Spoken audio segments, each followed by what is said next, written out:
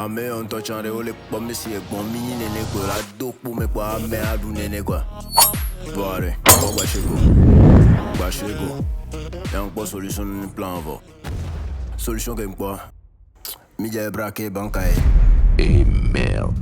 Je me souviens que mon pote Planta m'avait parlé d'un coup, un vrai de vrai. Le genre de plan fumé qui pue l'embrouille mais qui pourrait me sortir la tête du caniveau.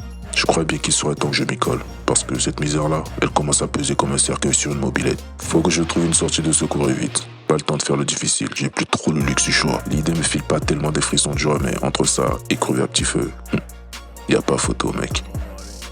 Allez, petit flashback. Planta, c'est qui?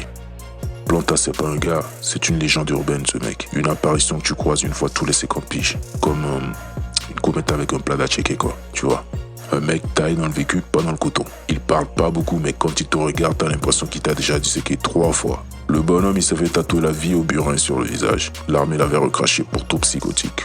Enfin, c'est ce qu'on raconte. Lui, il en parle pas. Et crois-moi, personne n'a envie d'insister. Physique d'intro de film noir, sourire en option. Le style vestimentaire d'un type qui a choisi l'intimidation comme une religion. Si tu le croises à minuit dans une ruelle, t'accélères le pas. Non mais sérieux.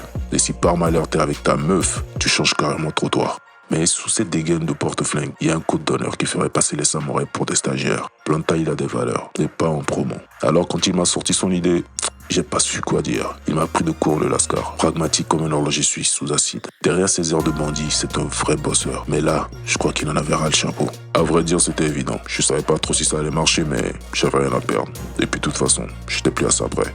Des fois, je rêve de me tirer loin. Loin. Genre dans un pays frontalier où les gens ont encore un peu de lumière dans les yeux. Mais même ça, je suis pas foutu de le faire. Déjà, faudrait réussir à atteindre la gare routière. Et rien que ça, c'est déjà un putain de défi. Dans le coin, le temps est si lourd. Il s'étire comme un chewing-gum mâché. L'air pèse une tonne. Et le cerveau rame comme un Pentium sous cortisol. Bon, je devrais peut-être commencer à aller à mon rendez-vous chez le coiffeur. Ah, ciao.